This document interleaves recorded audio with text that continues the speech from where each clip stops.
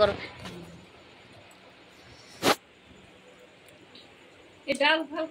Hello guys, আমাদের খাওয়াটা দেখো, আজকে রেসিপিটা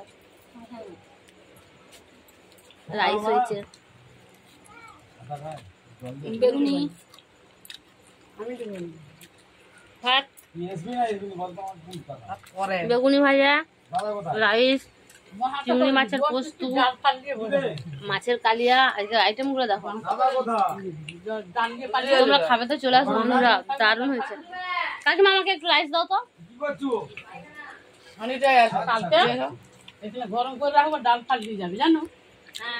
রাইস, কাবলি ছোলার তরকারি, তরকারি আছে নাকি গো?